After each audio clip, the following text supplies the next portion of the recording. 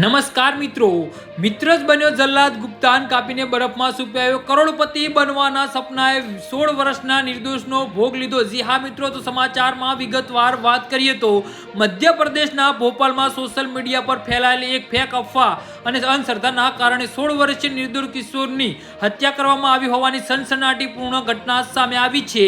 જી હા મિત્રો, તો સમાચારમાં વધુ વિગતવાર વાત કરીએ તો ઇન્સ્ટાગ્રામ પર વાયરલ થયેલી એક બનાવટી રીલમાં એવો દાવો કરવામાં આવ્યો હતો કે ગલ્ફ દેશમાં માનવ ગુપ્તાંગ વેચવાથી 1.5 કરોડ રૂપિયા સુધીની રકમ મળી શકે છે। જી હા મિત્રો, તો આ ખોટા દાવાથી પ્રભાવિત થઈને 20 વર્ષીય BBA ના વિદ્યાર્થીએ જોહેબ ખાને પોતે ડોક્ટર હોવાનો ઢોંગ રચ્યો હતો અને પોતાના 4 સાથીદારોને કરોડો રૂપિયાની લાલચ આપીને કિશોરનું હત્યાનું કાવતરું ઘડ્યું હતું। જી હા મિત્રો, અત્યારે હાલના સૌથી મોટા અને દુઃખદ સમાચાર સામે આવી રહ્યા છે।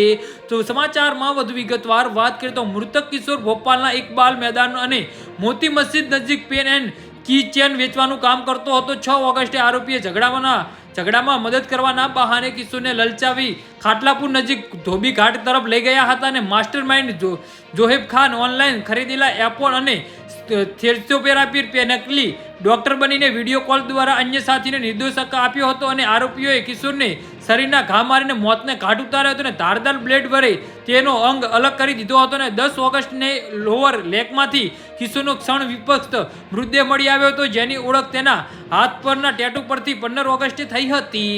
જી હા મિત્રો, તો આના વિશે તમારું શું કહેવું છે તો નીચે અમારી કમેન્ટ બોક્સમાં જરૂરથી જણાવજો અને અમારી YouTube ચેનલને સબસ્ક્રાઇબ કરવાની ભૂલતા નહીં। ધન્યવાદ।